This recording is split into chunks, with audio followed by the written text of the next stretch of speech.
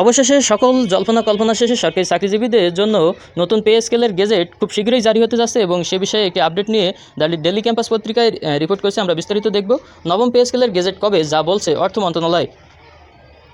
নবম জাতীয় pay scale আগামী 1 জুলাই থেকে বাস্তবায়নের ঘোষণা দিয়েছে সরকার, যা শুরুতে 3 ধাপে পে স্কেল বাস্তবায়নের পরিকল্পনার কথা জানানো হলেও এবার সে অবস্থান থেকে সরে এসেছে পে স্কেলের সুপারিশ পর্যালোচনায় গঠিত সচিব কমিটি।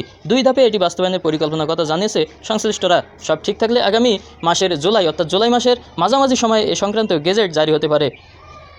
অর্থ মন্ত্রণালয়ের সংশ্লিষ্ট সূত্র জানিয়েছে, সরকারি চাকরিজীবীদের জন্য 2 ধাপে নবম জাতীয় পে স্কেল বাস্তবায়ন করতে পারে সরকার। এর মধ্যে জুলাই থেকেই মূল বেতনের পে স্কেল কার্যকর হওয়ার সম্ভাবনা রয়েছে। সেজন্য চলতি সপ্তাহে পে কমিশনের সুপারিশ মূল্যায়ন ও বাস্তবায়নের রোডম্যাপ অর্থ মন্ত্রণালয়ে জমা দেওয়া হতে পারে।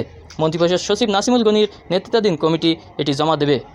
বেসামরিক বিচার বিভাগ ও সশস্ত্র বাহিনী নিয়ে গঠিত 3টি পৃথক কমিশনের প্রতিবেদন পর্যালোচনা শেষে কমিটি তাদের সুপারিশ চূড়ান্ত করেছে বলে জানা গেছে। প্রধানমন্ত্রীর অনুমোদনের পর জুলাইয়ের মাঝামাঝি এ সংক্রান্ত গেজেট প্রকাশ করতে পারে অর্থ মন্ত্রণালয়।